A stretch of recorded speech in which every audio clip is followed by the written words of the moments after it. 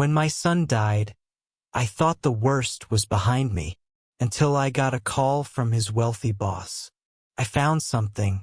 Come over now and don't tell your daughter-in-law. Seems you're in danger, too.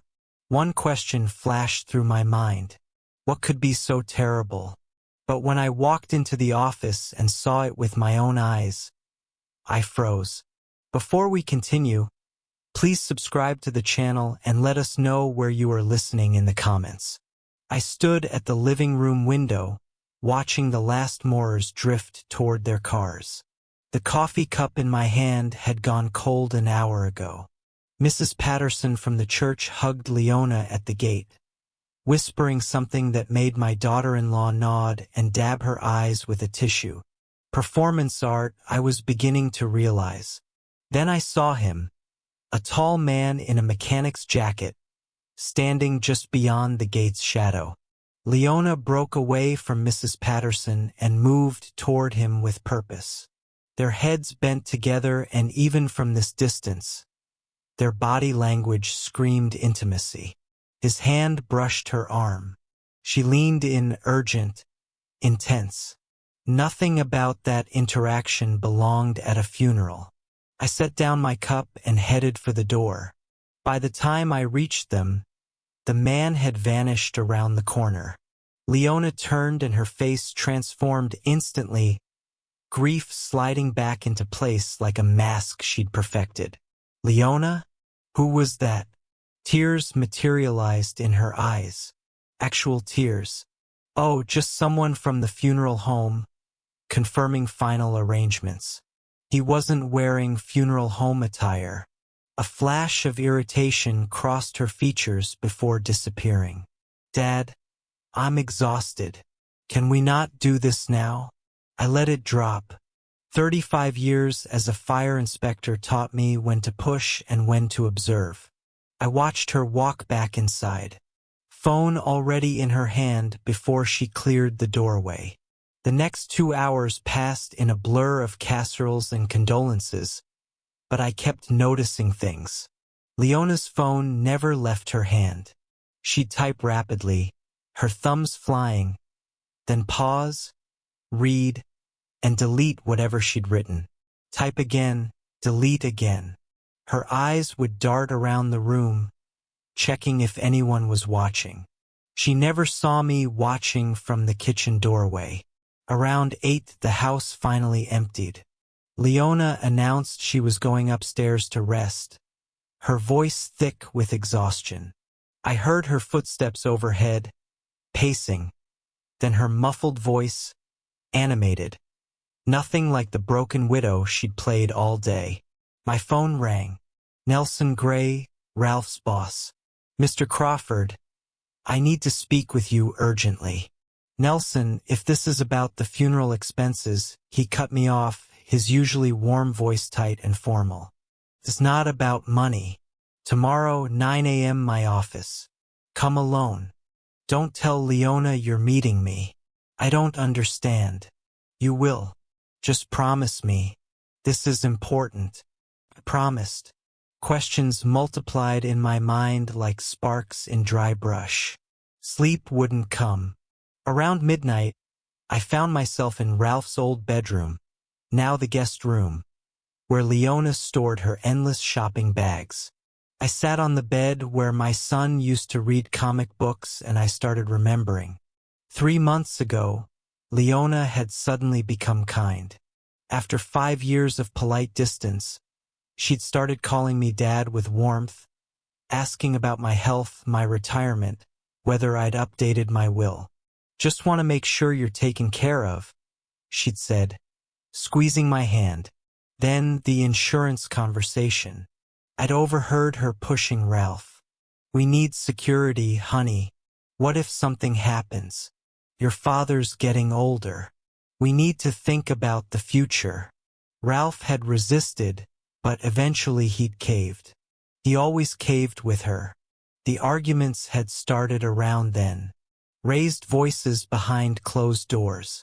Ralph's face growing haggard. His shoulders tight with stress. The night before the accident, he'd called me. Dad, Can we talk? Something important. But Leona had interrupted in the background. Honey, we have plans, remember? Ralph had sighed. Tomorrow, Dad.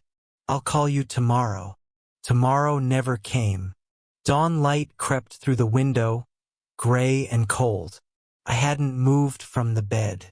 My old inspector's notepad lay open on my lap, filled with dates, observations, inconsistencies. My handwriting looked different, sharper, more focused. The shaky grief scroll from the past week had disappeared. I checked my watch. 6 hours until the meeting with Nelson. I walked to my desk and pulled out the accident report I'd requested from the police department. I'd barely glanced at it before, too consumed by loss to process the details. Now I read with different eyes. Brake line failure catastrophic. Total loss of braking on Interstate 10 during morning rush hour. Ralph's car had slammed into a concrete barrier at 70 miles per hour. The impact had been instant, fatal, no chance. But something nagged at me. Ralph was meticulous about car maintenance. Always had been, ever since he was 16 and bought his first junker. I flipped through the pages looking for the service history. There it was. 2 weeks before the accident, Ralph had taken the car to his regular shop.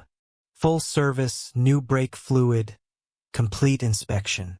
Everything passed. I stared at that line until the words blurred. Brake lines don't deteriorate in 2 weeks. The thought arrived fully formed, delivered by 3 decades of investigating suspicious fires, of distinguishing accident from arson. I knew premeditation when I saw it. I knew the difference between bad luck and deliberate sabotage. Someone had touched those brakes after the service. I reached for my coffee, realized I was still holding the cold cup from yesterday. My hands were steady now, not the trembling hands of a grieving father, but the steady hands of an investigator with a purpose. Upstairs, Leona's alarm went off. I heard her moving around, starting her morning routine. In a few hours, she'd come downstairs with her widow's face on, and I'd have to pretend I still believed it. But first, I needed to hear what Nelson had discovered. I needed to know what my son had been trying to tell me. I folded the accident report and slid it into my jacket pocket. The notepad went into my other pocket. Evidence, timeline, questions. The house was waking up around me, but I felt completely alone. My son was dead. My daughter-in-law was a stranger. And somewhere in the space between those 2 facts lay a truth I wasn't sure I wanted to find, but I was going to find it anyway. I came downstairs at 7:30 to find Leona in the kitchen making breakfast. Eggs, toast, fresh coffee. The domestic scene perfectly staged. She smiled when she saw me, but her eyes were on her phone, lying face down beside the stove. Good morning, Dad. You look tired. Did you sleep at all? Some? I poured coffee, keeping my movements casual. I have some errands today. Banking, paperwork. She glanced up, interested. Oh, anything I can help with? Just boring administrative things. Should be back this afternoon. Perfect. Her smile widened. When you get back, we should talk about the house, finances, planning for the future. Sure, this afternoon. She turned back to the eggs, humming softly. I'll make your favorite dinner, pot roast. I took my coffee to the table, watching her reflection in the window over the sink. The moment she thought I wasn't looking, her face went blank. She picked up her phone, typed something quickly, and smiled. A real smile, nothing like the careful expression she wore for me.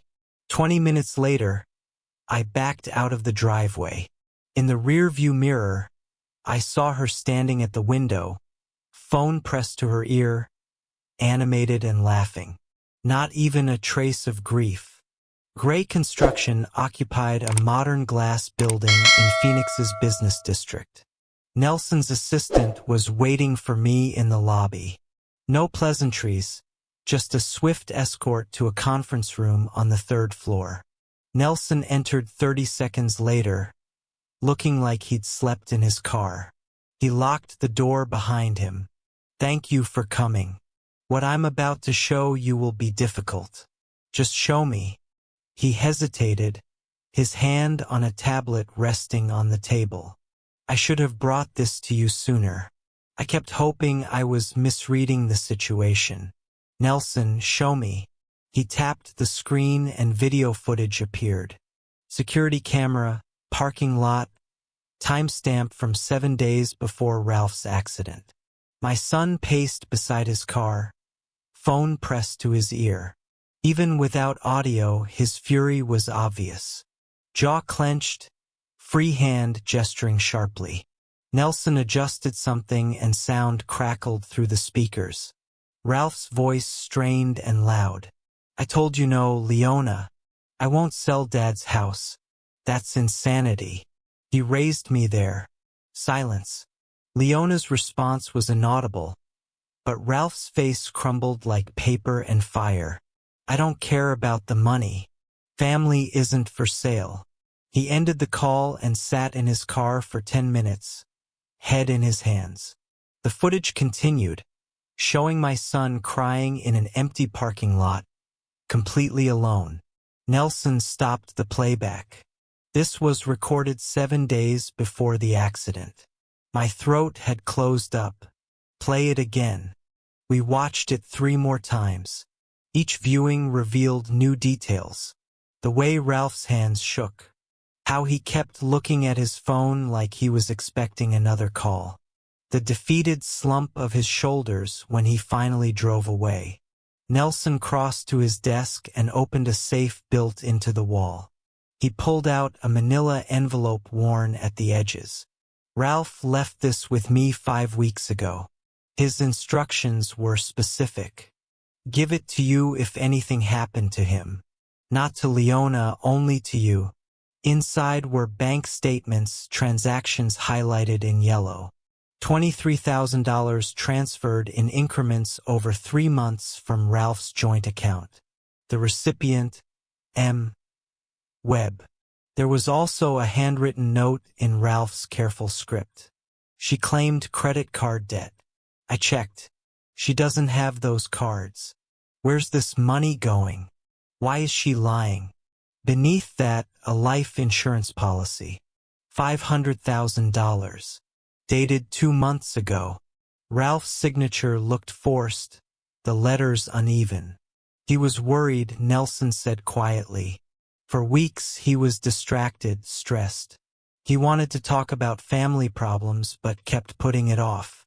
Then the day before the accident, he finally scheduled a meeting with me for that Monday.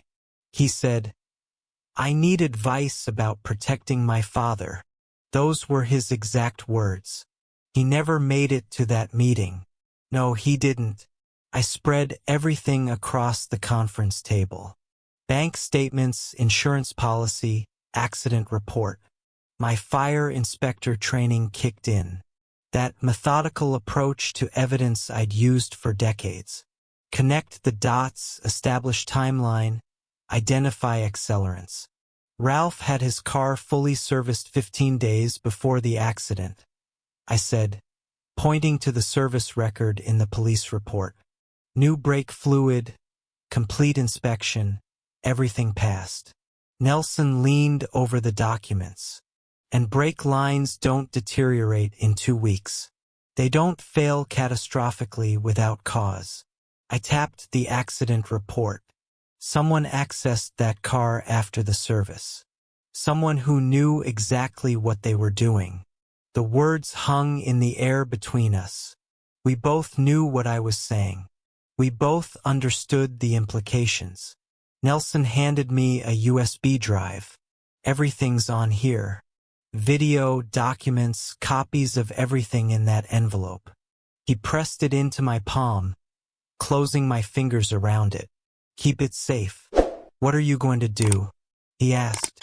I looked at the photos of my son, at the evidence of betrayal spread across the table, at the timeline that pointed to premeditated murder. Find out exactly what happened. All of it. Every detail. And then I met his eyes. Make sure justice is served. One way or another. Nelson nodded slowly. Ralph was like a son to me, too. Whatever you need, copies, resources, access to anything, you have it. I need to know who MB Webb is. I'll start digging. Quietly, I gathered the documents, slipped them back into the envelope. The USB drive went into my pocket next to my notepad. Evidence, proof, purpose. The drive home took 20 minutes, but I didn't go home. I pulled into the public library parking lot, 3 blocks from my house, and sat with the engine running. My phone rang. Leona. I watched her name flash on the screen until it went to voicemail. A minute later, the notification appeared.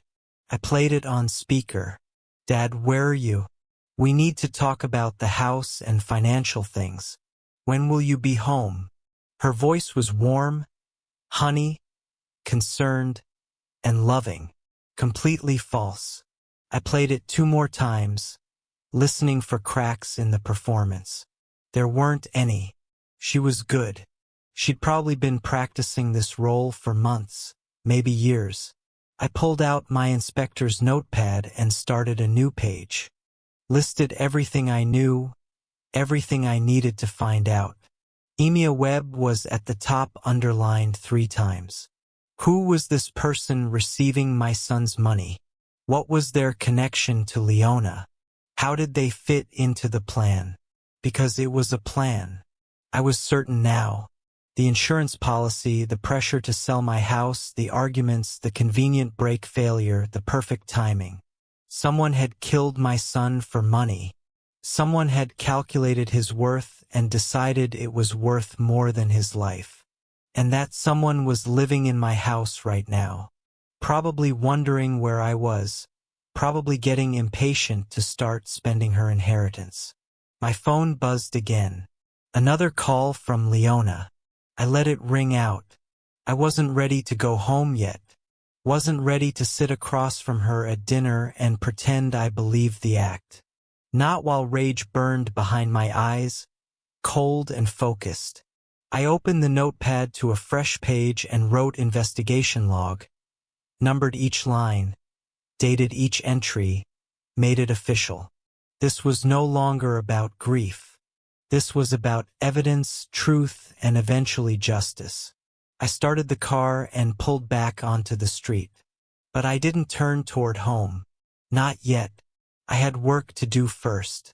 I didn't go home. Instead, I drove straight to Phoenix Police Department's Central Precinct on Washington Street. The accident report listed Detective James Torres as the lead investigator. I needed to know exactly where the official case stood before I went any further on my own. The precinct smelled like burnt coffee and disinfectant.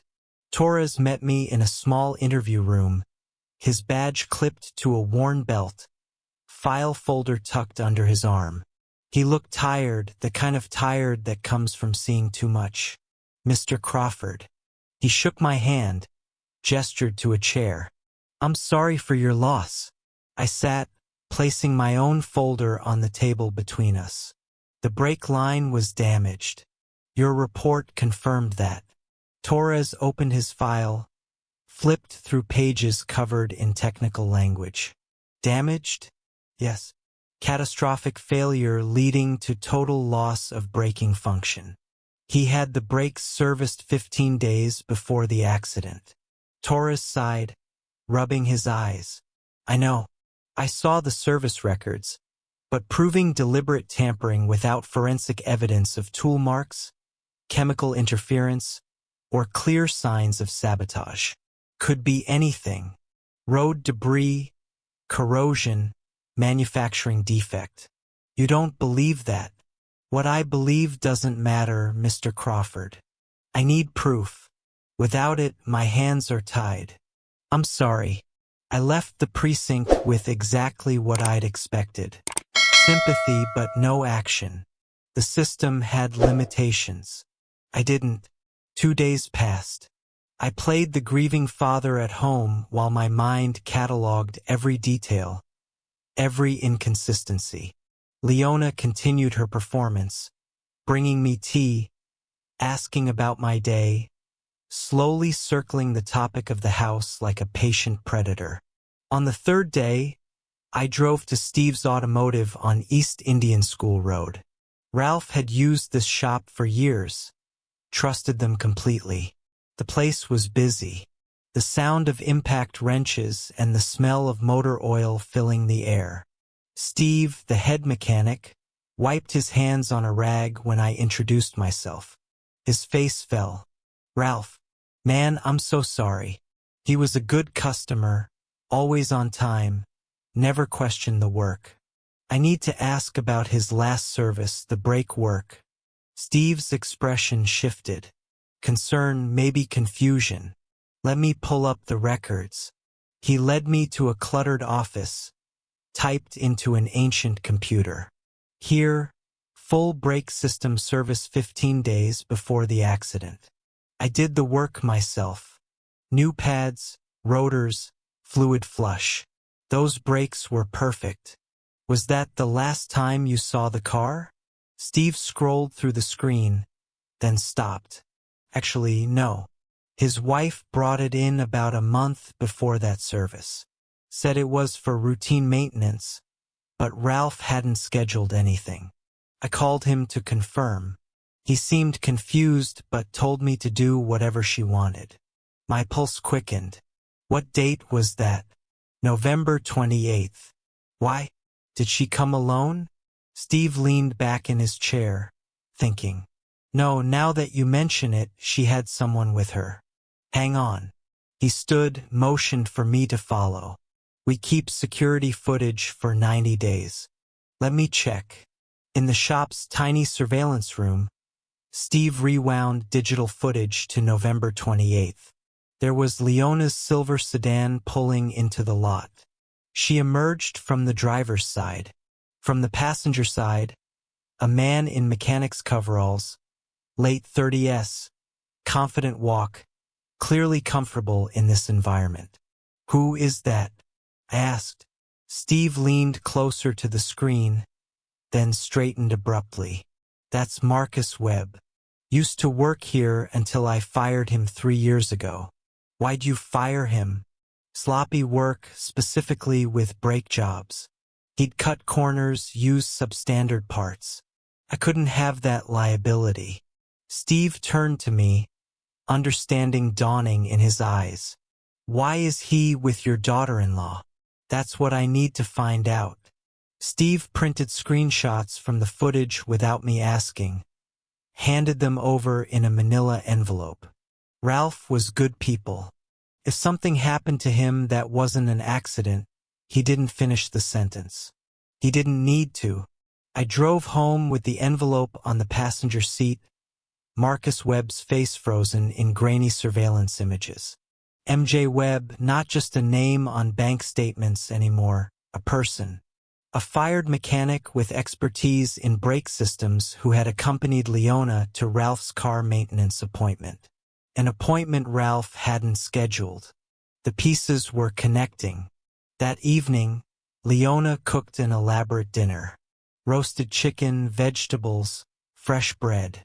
She refilled my water glass before I asked, smiled warmly, asked about my day with what seemed like genuine concern. Then she started, Dad, I've been thinking about our future. Both of us, alone in this big house. She cut her chicken precisely, not looking at me.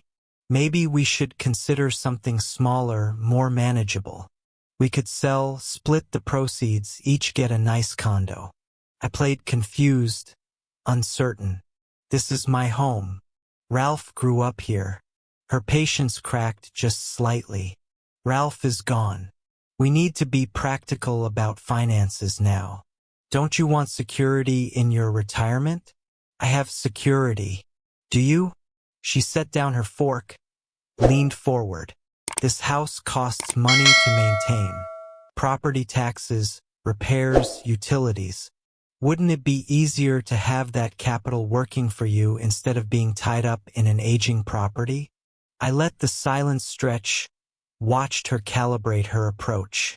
I suppose I should think about it. Her smile returned. That's all I'm asking. Just think about it. Over the next week, the pressure intensified. Real estate flyers appeared on the kitchen counter. She mentioned the house was worth at least $380,000, talked about simplifying, brought home brochures for senior living communities with activities and medical staff on site.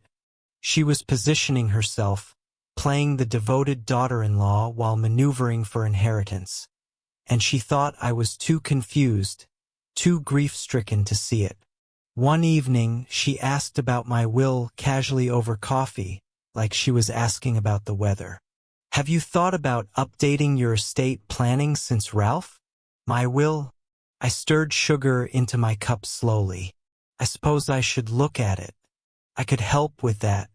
Her voice was pure helpfulness. Make sure everything's in order for your peace of mind. That's kind of you.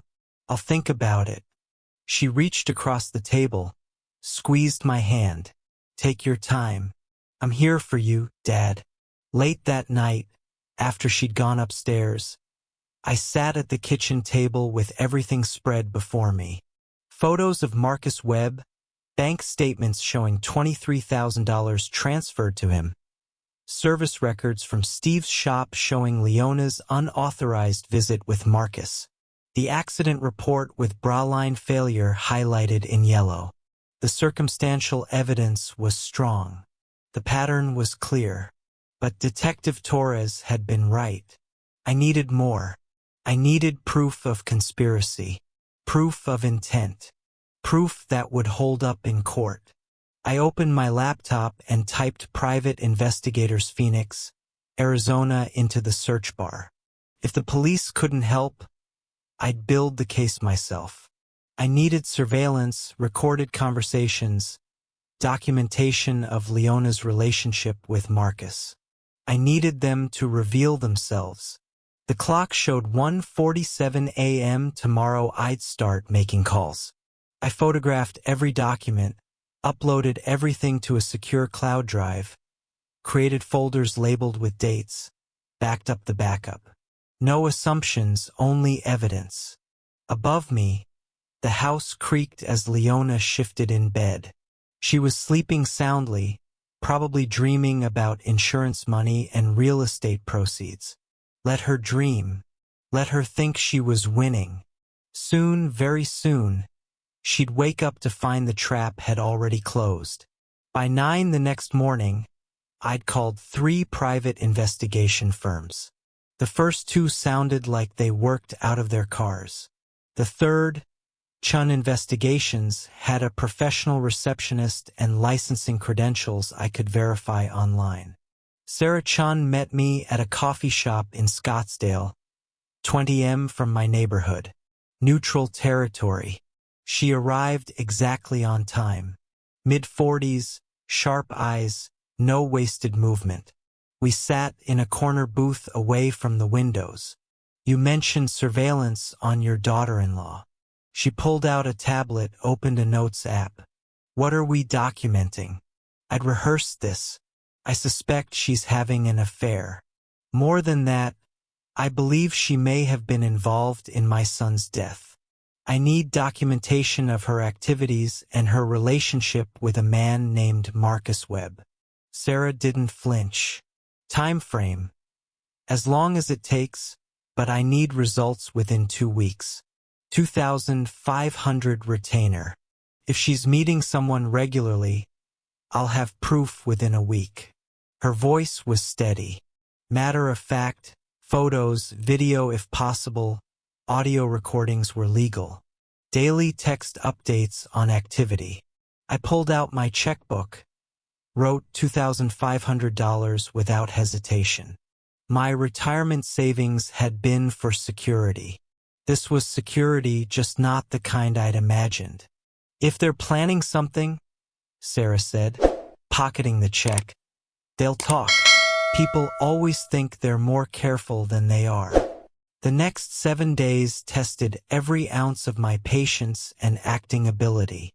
At home, Leona escalated her campaign. She brought a real estate agent to just look at the house. Got it appraised at $380,000. She showed me listings for senior communities with golf courses and weekly activities. She was simultaneously sweet and persistent, wearing me down like water on stone. I played my part carefully. I suppose you're right about the maintenance, I said, watching her eyes brighten. This place is a lot of work for one person. Each small concession strengthened her confidence. She was winning, or so she believed. Sarah's texts came daily. Subject observed. Meeting confirmed. Same location. Audio captured. On the 7th day, we met again at the same coffee shop. Sarah slid a thick envelope across the table, followed by a USB drive. Your instincts were correct, Mr. Crawford. Her voice was quiet but firm. And it's worse than infidelity. The report documented 7 meetings between Leona and Marcus at the Desert Rose Motel on Van Buren. They arrived separately, left together. The pattern was consistent. Tuesdays and Thursdays around 3:00 p.m., always room 12. Then came the photographs. Leona and Marcus in the parking lot. Marcus's hand on her lower back. Leona laughing, relaxed. Nothing like the grieving widow she played at home. You got audio? My voice sounded distant to my own ears. Better than expected. Parabolic microphone through the motel window. They thought they were secure. Sarah tapped the USB drive. Everything's on here. But Mr. Crawford, you should prepare yourself. What they're discussing goes beyond a fare. I paid for the coffee, took the envelope and drive to my car. Sat in the parking lot with my laptop open, earbuds in. Marcus' voice came through first, rough and impatient. The cops found nothing. You're clear on that. Now you need to move on the old man. Leona's response was casual, almost amused. I'm working on it. He's starting to trust the idea of selling the house. Trust. Just get him to sign the deed over. Once you have the house and the insurance money, we're done with this place. Arizona in February is miserable anyway. Give me 2 more weeks. He's old, confused since Ralph died. He'll sign whatever I put in front of him. I sat completely still, listening to my daughter-in-law call me the old man, discuss me like I was an obstacle to remove rather than a person. She wasn't grieving. She was executing a plan. And that plan included Ralph's death. The recording continued, Marcus asking about my will. Leona saying she was working on that, too. Their laughter when Marcus suggested I might have an accident if I didn't cooperate. My hands shook, the only external sign of the rage burning through my chest. But I didn't break. I didn't scream or punch the dashboard. Instead, I thought, this is evidence. This is proof of conspiracy. This is what I need. That afternoon, I drove to the law offices of Mitchell and Associates in downtown Phoenix. I had researched Sandra Mitchell extensively. 15 years specializing in wrongful death cases, strong track record, reputation for aggressive litigation. The consultation cost $350, worth every penny. Sandra's office overlooked the city, modern and efficient. She listened without interrupting as I laid out everything. Nelson's video, Ralph's envelope, the auto shop footage, Sarah's surveillance report, and recordings. She reviewed each piece methodically, taking notes in neat handwriting. Finally, she looked up. Mr. Crawford, you have strong circumstantial evidence of conspiracy to commit murder and ongoing conspiracy to defraud you. but Arizona courts require clear proof for wrongful death civil cases. What does that mean? It means we need more. Either a criminal conviction, which seems unlikely given your detective friend's assessment, or additional evidence showing premeditation and intent. Specifically, we need them to explicitly admit involvement in Ralph's death. The recordings show conspiracy to defraud you. Absolutely. They're discussing manipulation and theft. But they're not confessing to murder. They reference the police finding nothing, which could mean anything. Sandra leaned forward. Here's the good news. They think they've succeeded. They're comfortable making mistakes. If you give them enough rope, they might hang themselves. I understood immediately. I needed more admissions, more explicit statements. And to get those, I needed to appear even more vulnerable. Sandra outlined the strategy. Keep appearing to capitulate. Act confused, overwhelmed. If she pushes harder, she'll reveal more. People get sloppy when they think they're winning. That evening, I returned home to find Leona waiting with dinner and wine. A bottle of expensive red I recognized as one Ralph had been saving. I sat down, accepted a glass, and began my new performance. I've been thinking about what you said about the house. I sipped the wine, let my shoulders slump. Maybe you're right. It is too much for me alone. Leona's entire posture changed. She leaned forward, attentive, supportive. Oh, Dad, I'm so glad you're being reasonable about this. It really is for the best. I'll need help with the legal process, transferring property, all that paperwork. I rubbed my temples like the thought exhausted me. I don't understand half of it anymore. Of course. She could barely contain her satisfaction. I'll find you a good lawyer. Someone who can handle everything smoothly. You won't have to worry about any of it. When should we start? No rush. Her hand covered mine on the table. But maybe we could begin looking at the paperwork next week just to see what's involved. What she didn't know.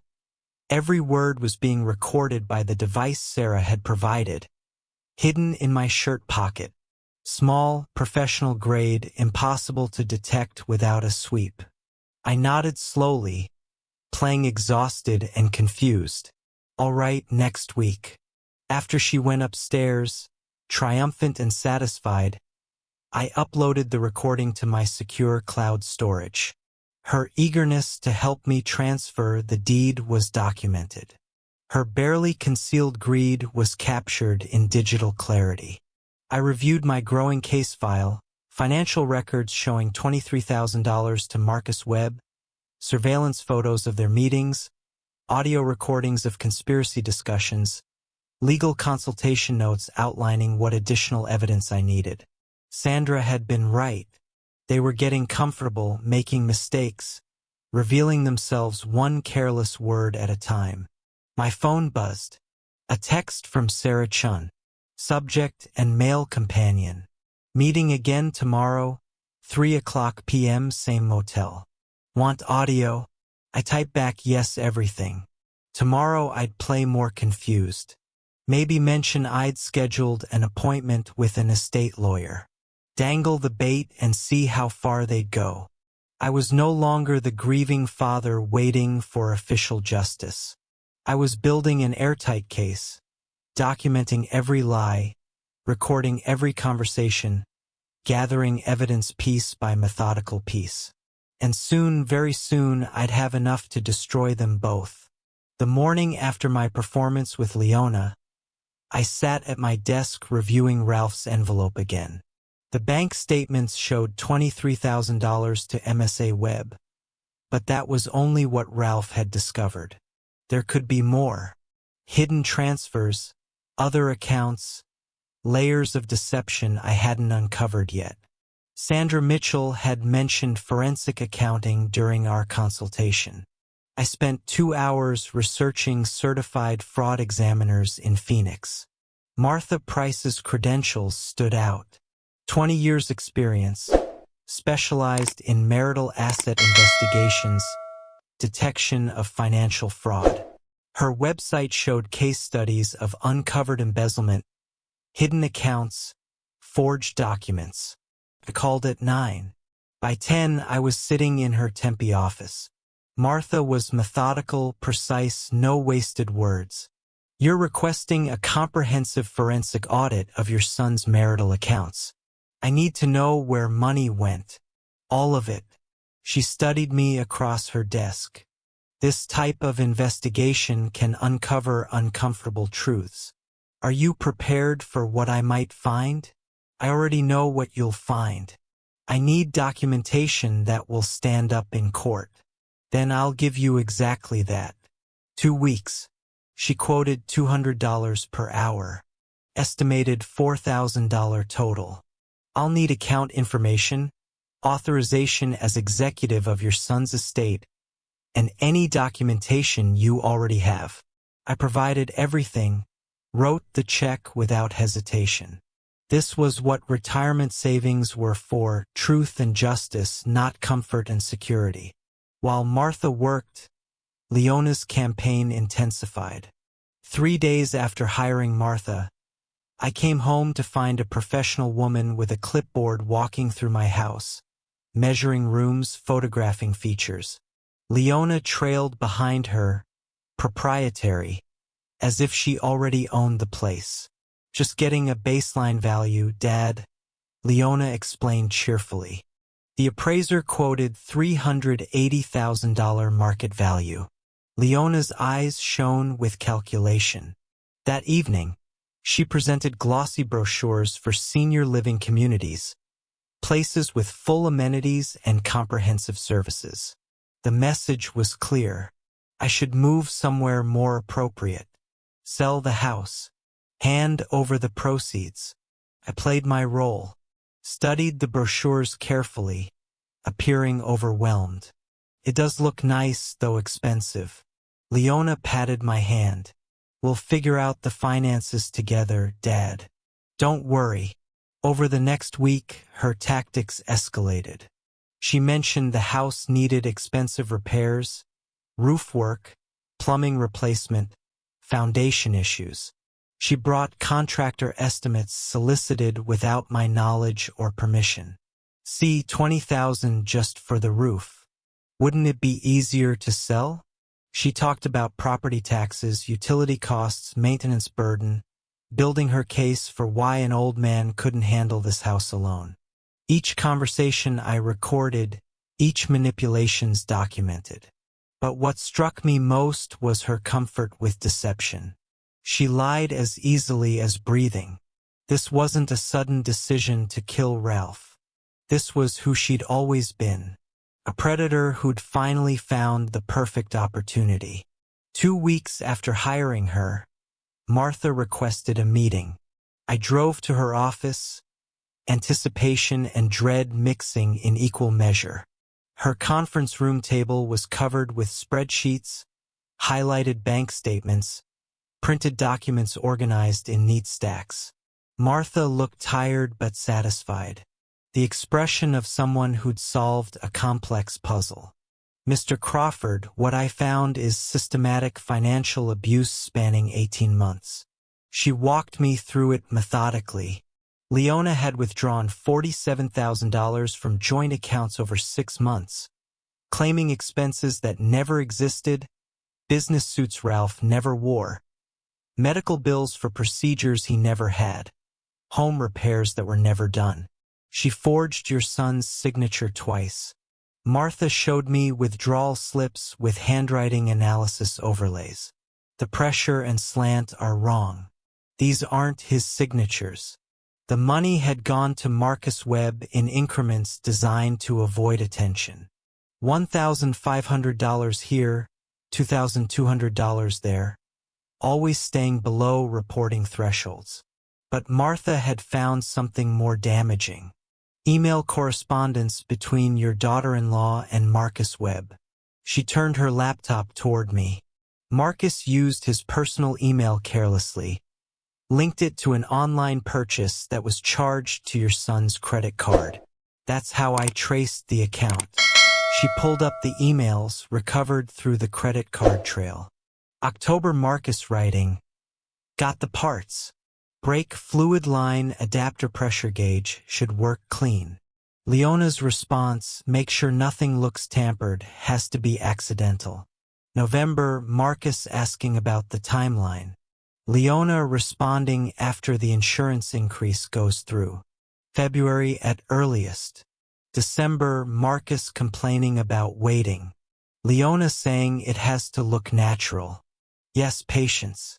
January 16th, 4 days before Ralph's death. Wednesday morning, he always takes Interstate 10 to the job site. Route is perfect, high speed, traffic, difficult to investigate. I sat completely still, reading their clinical discussion of murdering my son.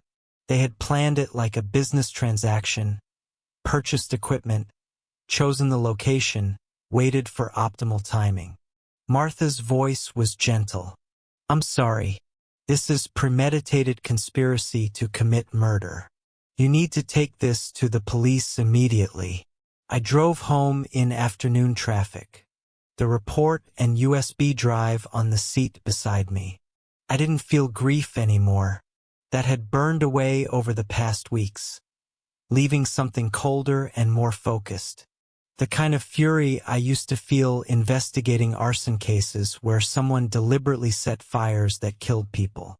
Calculated evil deserved calculated response. Leona had killed Ralph for insurance money and inheritance. She'd planned it for months, and now she was trying to steal everything I had left. I wouldn't let emotion compromise the case. I'd build it piece by methodical piece until it was unbreakable. Then I'd destroy her completely within the law. That evening, I came home to find Leona cooking pot roast, my favorite meal. She was celebrating privately, I realized. She thought she'd won.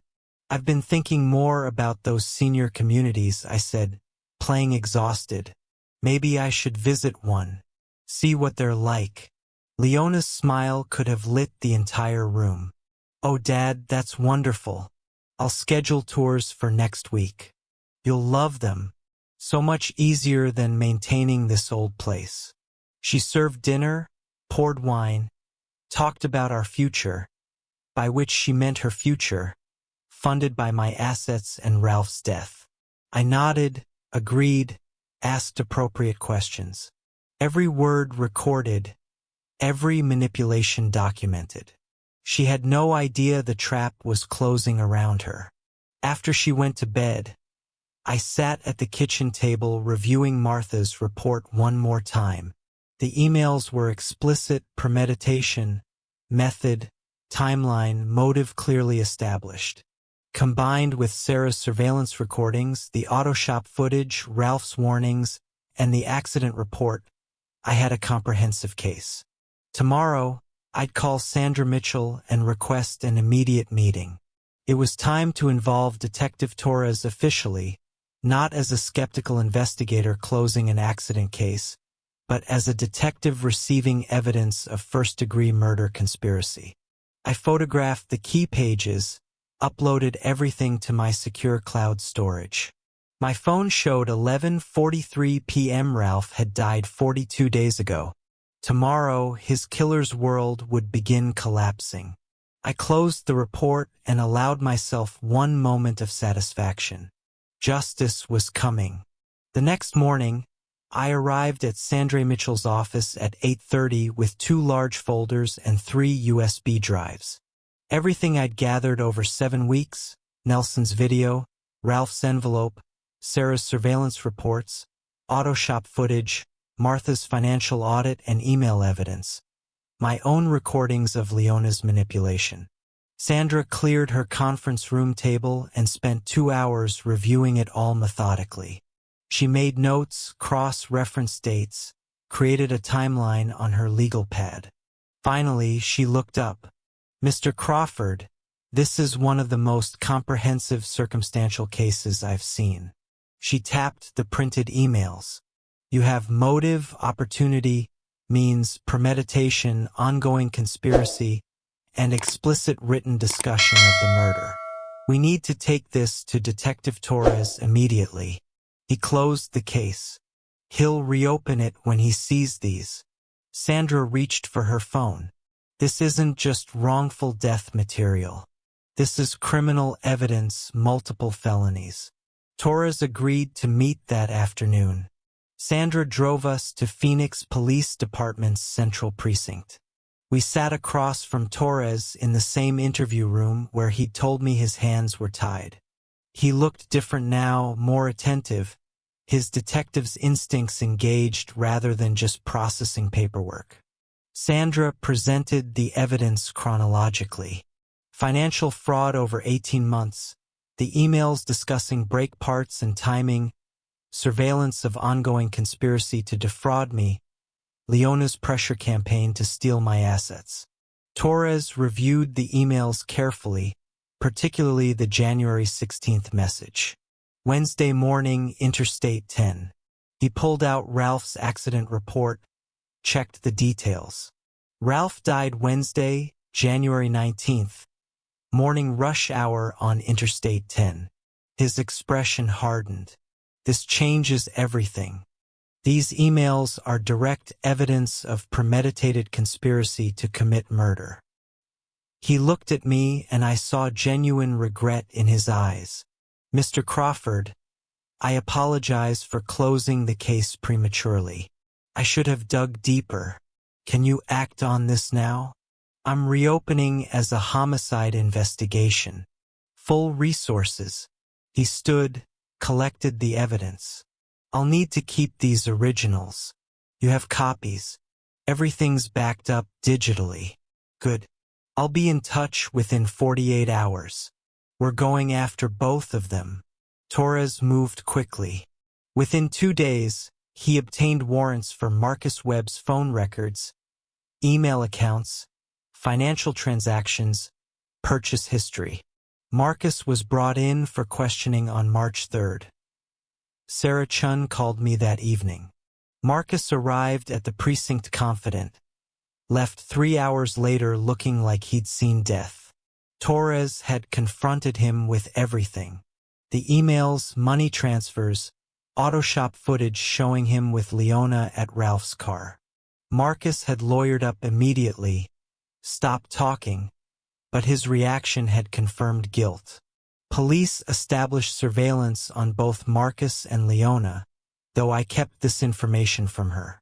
At home, I continued playing the confused old man, considering selling his house. 5 days later, March 5th, Sarah called urgently. Marcus just showed up at Leona's location. You need to see this. She sent real-time video. Marcus arrived at a coffee shop where Leona was waiting, his body language radiating fury. Even from Sarah's distant position with telephoto lens, his agitation was obvious. They talked briefly, then moved to Marcus's truck in the parking lot, seeking privacy. They didn't know Sarah had positioned a backup audio device underneath the vehicle the day before, anticipating exactly this scenario. The argument was explosive, Marcus' voice rising. You said the old man would sign. You promised this would be over. Now cops are asking about emails about brake parts one bought. What did you do? Leona trying to calm him. They don't have anything solid. Just stay quiet. Stay quiet? They showed me pictures of us at that motel. They know about the money. His voice cracked. When are we getting paid? Where's the insurance check? It hasn't arrived yet. These things take time. It's been 7 weeks. Something's wrong. The argument escalated. Leona tried maintaining control, but she was cracking too under the pressure. Then Marcus said it. I did what you asked. I cut that brake line clean. Made it look like corrosion. You said we'd be set after the insurance came through. Leona's response was urgent. Panicked. "Keep your voice down, you idiot." But it was too late. Sarah's recorder had captured everything. Marcus had just confessed to sabotaging Ralph's brakes. Leona hadn't denied it. She'd confirmed it by telling him to be quiet. Sarah texted me, "Got it. Full confession on audio." I forwarded it immediately to Torres. Within an hour, he texted back, "Warrant issued for Marcus Webb. Conspiracy to commit murder. Moving on. Leona Crawford tomorrow." While Torres prepared criminal charges, Sandra prepared civil action. We spent 2 days finalizing the wrongful death lawsuit against both Leona and Marcus. "We're filing for $2.5 million, Sandra explained. $1 million for loss of Ralph's companionship and support. $500,000 for emotional distress. $1 million punitive damages. I don't need their money. This isn't about need. It's about justice. Taking everything she killed your son for." Sandra met my eyes. "She gets nothing. No insurance, no house, no inheritance." Exactly. Sandra also filed a formal challenge to the life insurance payout. She submitted all evidence to the insurance company with a legal brief. Beneficiary participated in insured's murder, therefore disqualified under Arizona law. The insurance company's legal department responded within 48 hours. Payment suspended pending criminal investigation outcome. Leona didn't know yet. The check hadn't arrived, and she assumed it was processing delays. But her primary motive, the insurance money, was now blocked. Everything she'd killed Ralph for was slipping away. March 10th, 5 days after Marcus recorded confession, 2 days before Torres planned to execute arrest warrants, I sat at dinner with Leona, who'd been noticeably tense all week. She'd been calling Marcus repeatedly. He wasn't answering. She didn't know he was in hiding, terrified of imminent arrest.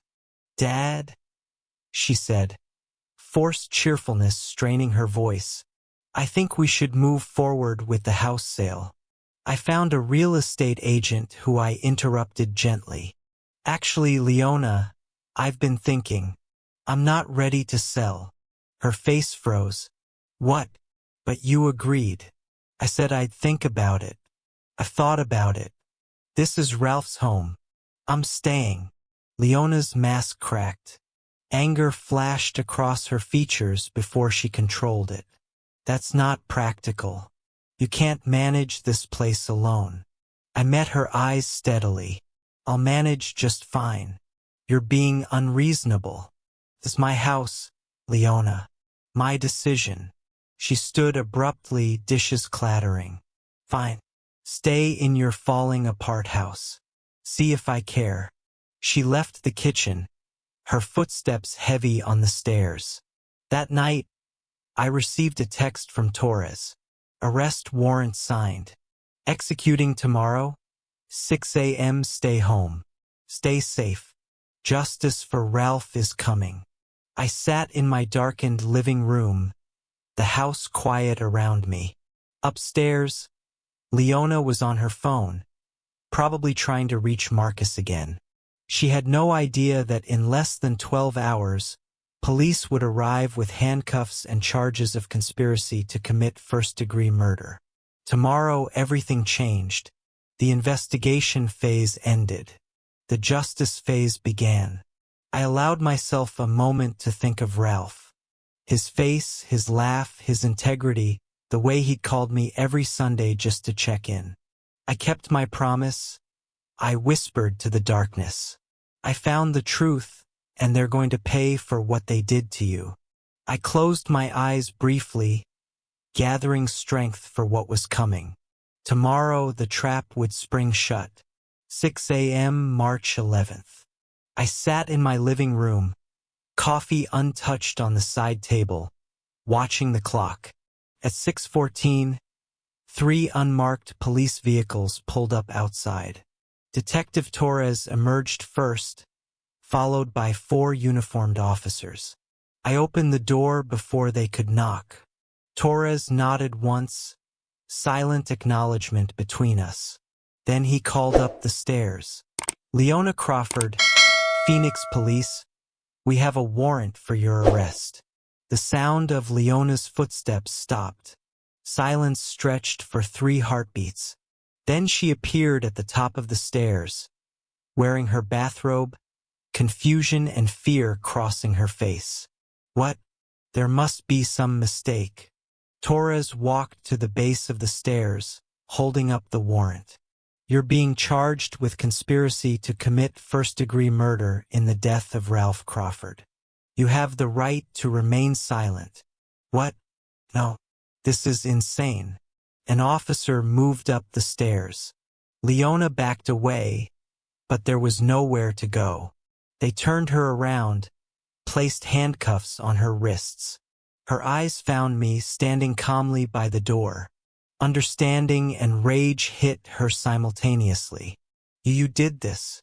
Torres guided her down the stairs, but she twisted toward me, her mask shattering completely. I'm your family. Ralph was my husband. My voice came out cold, steady. Ralph was my son, and you murdered him for insurance money. She lunged toward me, screaming, but the officers held her back. You senile old man. I'll destroy you. You have no idea what you're doing. Torres intervened firmly. Mrs. Crawford, you need to come with us now. They led her toward the door. She was still shouting threats, promising lawsuits, calling me delusional. I watched through the window as they placed her in the back of a police car, her face contorted with fury visible through the glass. The vehicles pulled away. The house fell silent.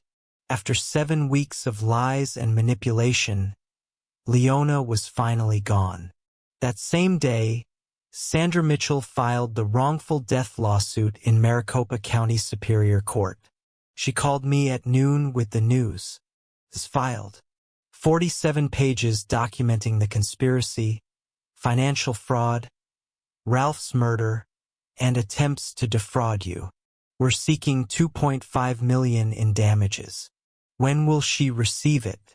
Within 48 hours of making bail, the process server will deliver it personally. Sandra paused. How are you holding up? I'm fine. When does the civil trial start? Probably June. We'll move faster than criminal court, and our burden of proof is lower. Preponderance of evidence, not beyond reasonable doubt. March 12th. Leona made bail $250,000, secured by her mother's house. She was released with GPS monitoring and restrictions against leaving Arizona. That afternoon, a process server delivered the civil lawsuit summons to her mother's address.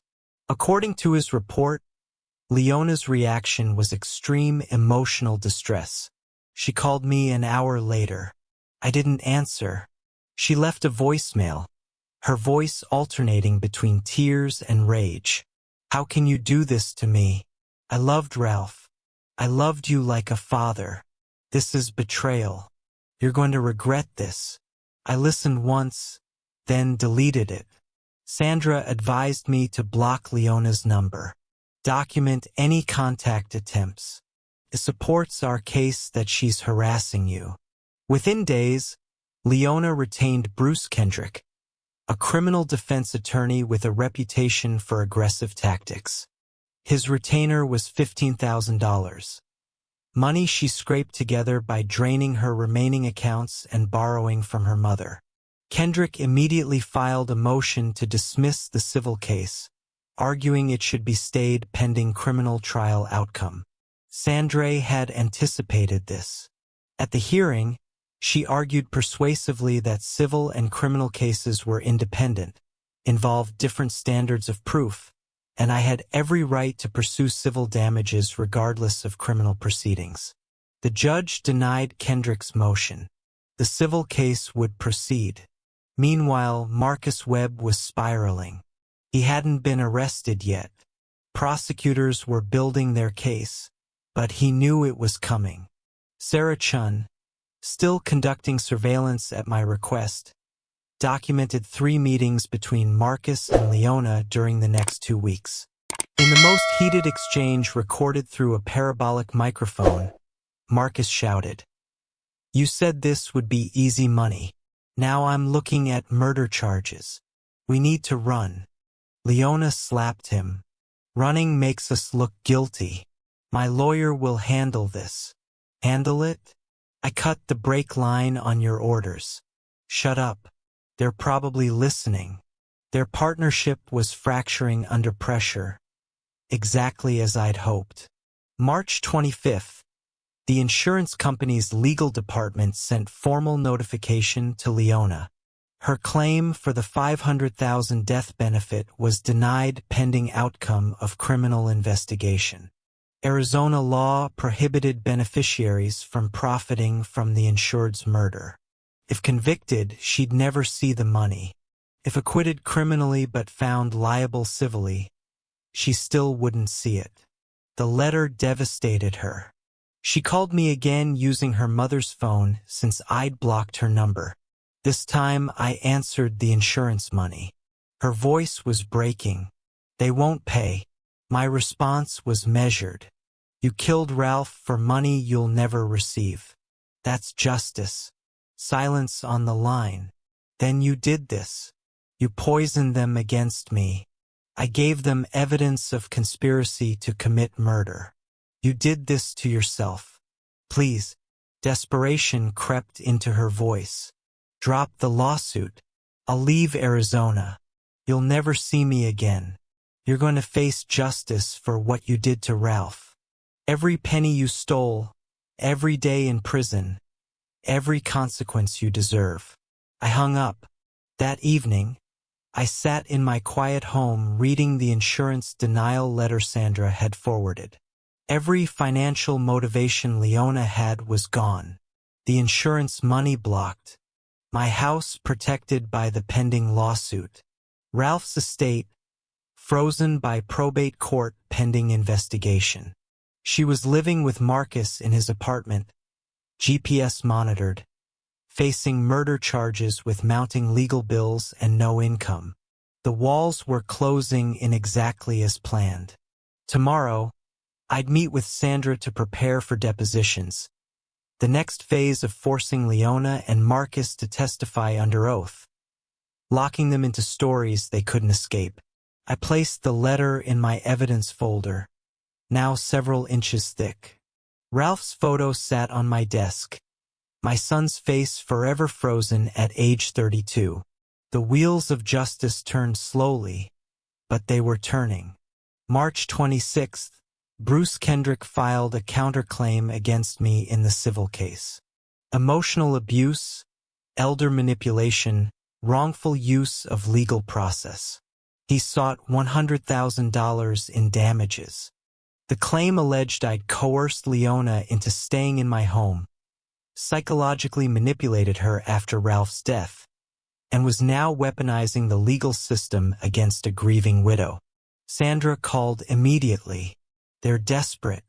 This is standard defense tactic. Attack the victim, flip the narrative. Don't worry, it's baseless." She filed a motion to dismiss within 48 hours, attaching my recordings of Leona's manipulation attempts, Sarah's surveillance footage, and the explicit email evidence of murder conspiracy. The hearing was set for 2 weeks out. While the countersuit motion was pending, Sandra filed for a temporary restraining order against Leona, arguing she posed a danger based on her threats during arrest and subsequent voicemails. April 3rd, the restraining order hearing. Bruce Kendrick argued Leona was no threat and was being persecuted by a vindictive old man. Sandra presented the arrest video showing Leona's violent reaction, transcripts of threatening voicemails, and expert testimony about patterns of behavior in conspiracy cases. The judge's decision was swift. Restraining order granted.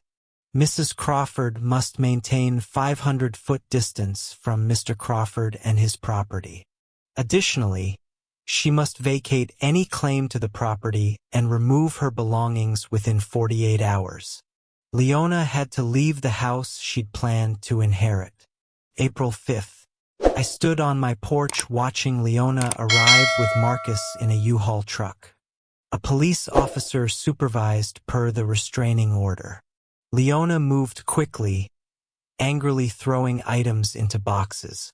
She took Ralph's clothes she had no right to, and personal items. When she tried to take Ralph's laptop, the officer stopped her. "That's estate property, ma'am. You can't remove it." Leona glared at me across the yard. I didn't react, just watched as she loaded the truck, her movement sharp with fury. Marcus looked defeated, hunched, avoiding eye contact with everyone. They finished in 90 minutes. As the truck pulled away, I felt the house exhale. I walked through the rooms she'd occupied, opening windows, letting fresh air replace her presence. Then I changed every lock she'd ever had access to. Physical reclamation of my space. Without structure, without the house, without money, Leona started unraveling.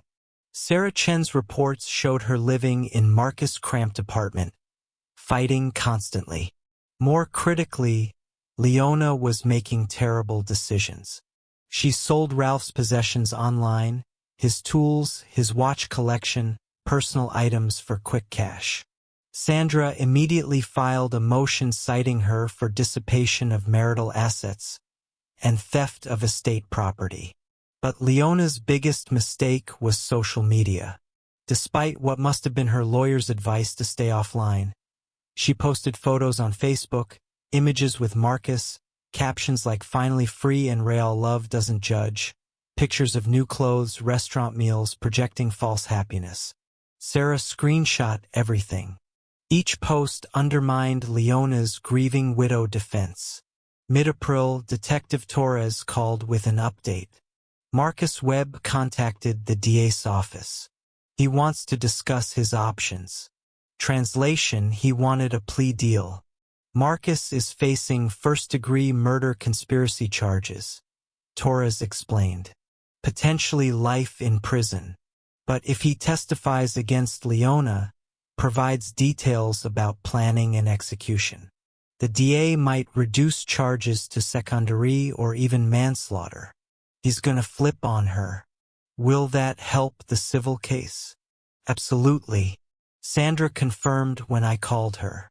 If Marcus testifies that Leona orchestrated everything, that she paid him to sabotage the brakes, that's direct evidence. It makes our case ironclad. April 18th, the hearing on Leona's countersuit. I attended with Sandra sitting in the back of the courtroom. Bruce Kendrick made his arguments, painting me as manipulative, Leona as victim. Then Sandra presented her response. She played excerpts from my recordings. Leona pressuring me about the house, discussing my estate, manipulating me with false concern. She showed surveillance footage of Leona with Marcus at the motel, clearly not grieving. She referenced the email evidence of murder conspiracy. Finally, she addressed the judge directly. "Your Honor, Mrs. Crawford's countersuit claims she's a victim of Mr. Crawford's manipulation. The evidence shows the opposite. She manipulated him, conspired to murder his son, attempted to steal his property, and is now attempting to use this court to avoid accountability." The judge's decision was swift. The countersuit is dismissed with prejudice. Furthermore, I'm sanctioning Mrs. Crawford's attorney for filing a frivolous claim. This court will not be used to perpetuate fraud. Sandra leaned toward me. We just won round 2. By late April, Leona was completely isolated. Her mother had distanced herself after seeing the evidence. Friends had disappeared. The media portrayal was universally negative. She was living in Marcus's apartment, GPS monitored, unable to work, draining what little money remained on legal fees. Marcus was barely speaking to her, knowing he was about to betray her for a plea deal. Her attorney had privately advised her. The criminal case was very difficult. Lawyers speak for you're going to lose. April 30th. Detective Torres reached out one final time before trial preparations intensified. I wanted you to know we have enough for criminal charges against both defendants. Marcus' confession, the emails, the financial records, the auto shop footage. It's comprehensive. Marcus' deal is being finalized. He'll plead to second-degree murder conspiracy, serve 15 years, testify against Leona. Torres paused. Her trial is scheduled for August. Your son would be proud of you, Mr. Crawford. You built this case brick by brick. I thanked him but felt no pride. Only cold satisfaction at seeing justice's machinery in motion. That evening, I sat at my kitchen table with Sandra, reviewing preparation for the civil trial, scheduled to begin June 1st. Sandra spread documents across the table, deposition transcripts showing Leona had invoked Fifth Amendment protection 47 times. Marcus' preliminary testimony from his plea negotiations, expert reports on brake tampering, financial analyses. We're ready, Sandra said. More than ready. When we walk into that courtroom, we'll have the strongest wrongful death case I've ever seen. I looked at Ralph's photo on my phone. My son at graduation, smiling, proud, alive. In 2 months, a jury would hear what Leona did. They'd see the emails, hear the recordings, learn about the brake line sabotage, and they'd deliver a verdict that said Ralph's life mattered, that justice existed, that murder had consequences. I touched the phone screen lightly, my thumb against my son's face. Almost there, son. Almost there. June 1st. I sat in the courtroom gallery behind Sandra Mitchell's table. The room was formal, with pan-led, American flag in the corner. Leona sat across the aisle with Bruce Kendrick wearing a conservative navy dress attempting to project sympathy, but her eyes remained hard, angry. The jury, 12 citizens of Maricopa County, filed in. Sandra rose for her opening statement. Members of the jury, the evidence will show that Leona Crawford and Marcus Webb conspired to murder Ralph Crawford for financial gain. Her voice was clear, methodical. They planned it for months, purchased automotive parts to sabotage his vehicle, timed the murder after a life insurance increase. Then they executed their plan on January 19, 2025. She paused, making eye contact with each juror. Ralph Crawford died on Interstate 10 when his brakes failed catastrophically. It wasn't an accident, it was murder, and the defendants are responsible. The first week focused on establishing motive. Sandra presented bank records showing $47,000 transferred from Ralph and Leona's joint account to Marcus Webb. Over 6 months, Martha Price took the stand, professional and precise. She walked the jury through the systematic fraud, the forged signatures, the pattern of deception. Kendrick cross-examined aggressively, but couldn't shake her analysis. Next came the insurance policy. Documents showed Ralph's life insurance increased to $500,000 just 2 months before his death. At Leona's insistence, the insurance agent testified Ralph had seemed hesitant, but Leona pushed. We need security for the future. I watched the jurors taking notes. They were following, understanding, seeing the pattern emerge. The second week presented the conspiracy itself. Sandra displayed the emails recovered by Martha Price on large screens. Marcus discussing brake parts. Leona responding about timing, their careful planning to make it look accidental. Each email was dated, authenticated, devastating. Then came Sarah Chun, professional, credible, describing her surveillance of Leona and Marcus at motel, recording their conversations. Sandra played the audio from the March 5th parking lot argument. The courtroom fell silent. Marcus' voice filled the space. "I cut that brake line clean, made it look like corrosion." Leona's recorded response. "Keep your voice down." Several jurors leaned forward. This was the moment direct admission of murder. Steve from the auto shop testified next. He described Ralph as meticulous about vehicle maintenance, then recounted the unusual service visit.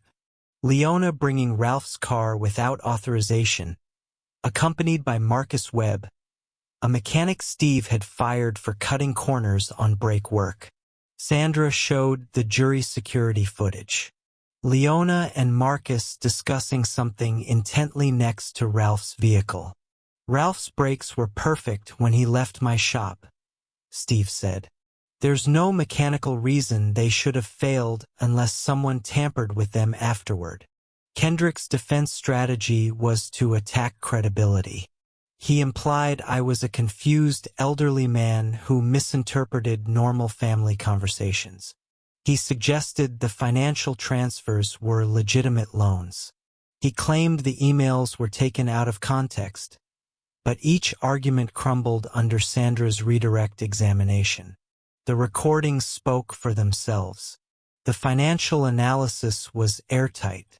The technical evidence was irrefutable. By mid-July, even Kendrick seemed to recognize the case was lost. His cross-examinations became shorter, less aggressive. He was going through motions. July 28th. The courtroom stirred when Marcus Webb entered, disheveled, wearing jail orange, shackled. Part of his plea agreement required truthful testimony in the civil trial. Sandra called him to the stand. For 3 hours, Marcus detailed the conspiracy. Leona had approached him in September, said she wanted out of her marriage, but needed financial security first. She proposed increasing Ralph's insurance, then staging an accident. Marcus would sabotage the brakes. His automotive expertise made it possible. They'd split the insurance money. Marcus described purchasing the brake line tools online, waiting for the right opportunity, cutting the hydraulic line in Ralph's car while Leona distracted a neighbor. He described January 19th waiting for news. Leona calling with fake tears. Something terrible happened. The jury watched transfixed. During Marcus' testimony, Leona began shaking her head, whispering urgently to Kendrick. As Marcus described her coldly calculating the timing for Ralph's death, she lost control. She stood, screaming, "You lying snake! You said you loved me. You said we'd be together." The judge gave sharply. Kendrick tried to restrain her, but she was beyond reason. "I didn't force you to do anything. It was your idea, your plan." The judge ordered a recess. Bailiffs escorted the hysterical Leona from the courtroom. The jury had seen her mask completely shatter. When court reconvened, Leona was subdued, medicated, but the damage was done. Her outburst had confirmed everything Marcus said. August 18th, Sandra delivered her closing argument with quiet intensity. Leona Crawford murdered her husband for money. The evidence proves it beyond any doubt. Ralph Crawford was 42 years old. He had decades of life ahead. She paused. His father deserves justice. Ralph's memory deserves justice. And you, the jury, have the power to deliver that justice. Kendrick's closing was brief. He asked for mercy, suggested reasonable doubt, but his heart wasn't in it. Everyone in the courtroom knew it. August 20th. The jury deliberated for 4 hours. I waited in a courthouse conference room with Sandra, drinking bad coffee, not speaking much. When the bailiff called us back, my pulse quickened slightly. The jury foreman stood. In the matter of Crawford versus Crawford and Webb, we, the jury, find for the plaintiff. We find that defendants Leona Crawford and Marcus Webb are liable for the wrongful death of Ralph Crawford. The foreman read the damages: $1.80, $8,900,000 for loss of companionship, $400,000 for emotional distress, $500,000 in punitive damages. I felt no triumph, only quiet satisfaction. Justice had spoken. After the verdict, reporters crowded the courthouse steps. Sandra made a brief statement praising the jury's consideration. I declined to speak. I walked to my car, got in, sat for a moment with my hands on the steering wheel. The verdict didn't bring Ralph back. Nothing could. But it proved his death wasn't meaningless. That accountability existed. That evil had consequences. My phone buzzed. Detective Torres. DA is moving forward with criminal charges immediately. Given the civil verdict, Leona's attorney is advising her to take a plea deal. It's over, Mr. Crawford. You won. I started the engine. One more chapter remained. The criminal sentencing. Then finally I could rest. August 21st, morning after the verdict. Detective Torres called with news. The DA met with Leona's attorney last night. Given the civil verdict and Marcus' testimony, they're offering a plea deal. 25 years without parole for conspiracy to commit first-degree murder. She's taking it. No trial. She can't win. The civil verdict established liability. Marcus testified under oath. Her courtroom outburst confirmed the conspiracy. Kendrick advised her that a criminal jury would give her life without parole. 25 years is the best she'll get. I absorbed this. No criminal trial meant no more courtroom appearances. No more reliving Ralph's death. It was ending. What about Marcus? 15 years per his agreement. He'll serve at least 12 before parole eligibility. August 25th. The criminal sentencing took place in the same courthouse. I attended sitting in the gallery. Leona appeared in jail clothing, thinner, older looking than 7 months ago when this began. The judge reviewed the plea agreement, confirmed she understood she was waiving her right to trial. Then he asked if she had anything to say. Leona stood, read from a prepared statement. I'm sorry for what happened. I made terrible choices. I take responsibility. The words were hollow, coached by her attorney, devoid of genuine remorse. The judge wasn't fooled. Mrs. Crawford, you orchestrated your husband's murder for financial gain. You showed no mercy to Ralph Crawford. This court will show you none. 25 years in the Arizona Department of Corrections without possibility of parole. The gavel fell. Leona was led away. She didn't look at me. Marcus was sentenced the same day. His allocution was more genuine. Voice shaking, tears visible. I can't explain why I agreed to help. Money, I guess. Stupidity. I'm sorry to Mr. Crawford. I'm sorry to Ralph's memory. I'll spend every day of my sentence regretting what I did. The judge was slightly more lenient in tone, but the sentence stood 15 years. Marcus would be nearly 60 when released. I watched both sentencings with no satisfaction, no anger, just the quiet knowledge that the legal system had functioned. Justice, imperfect but real, had been served. As I left the courthouse, a reporter asked how I felt. I feel that my son's death has been acknowledged.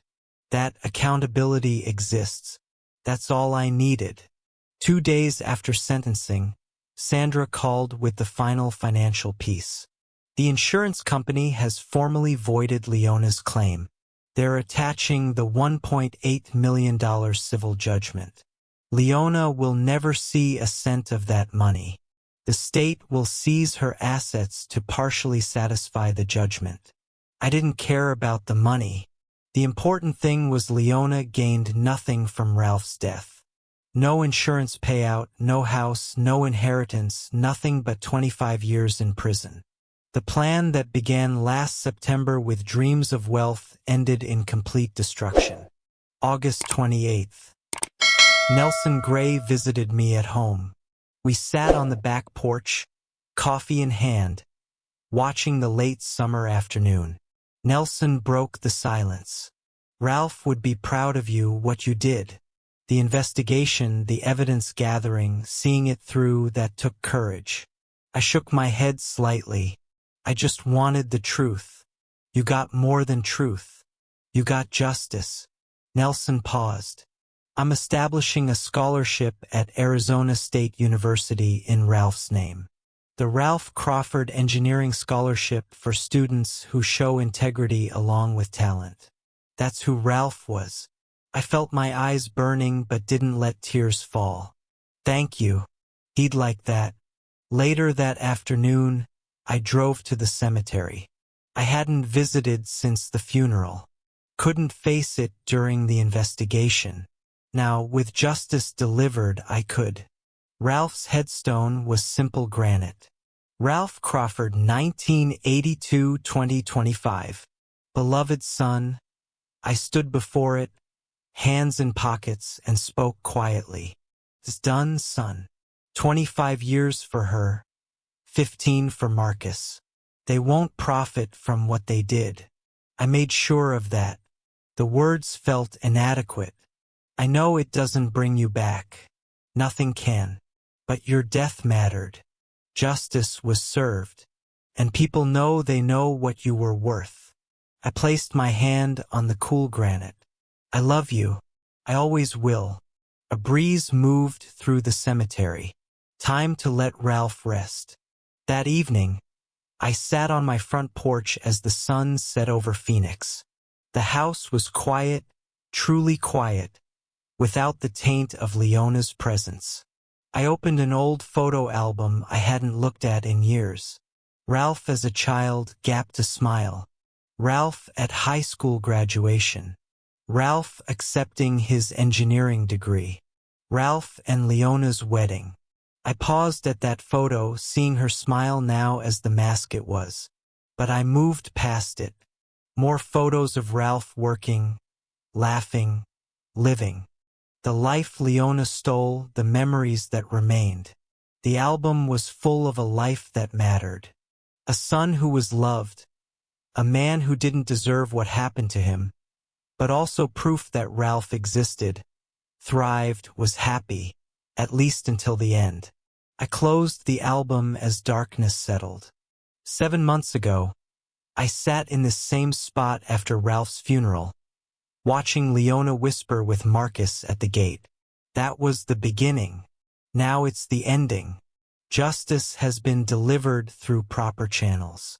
Leona will spend the next quarter century in prison. Marcus as well.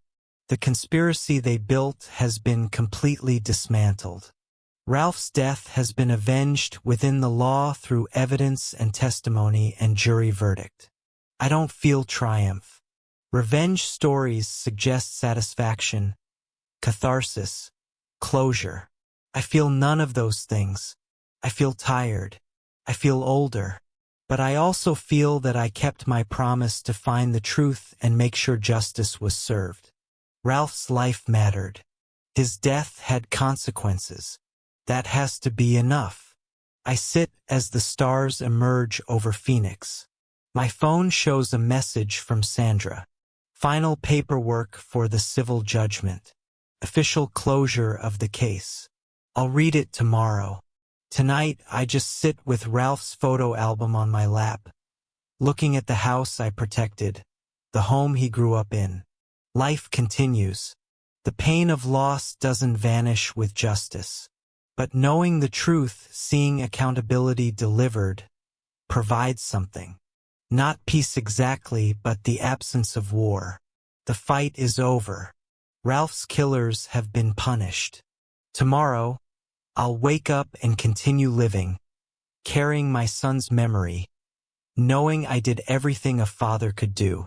Justice, imperfect and painful, has been restored, and somehow that will have to be enough.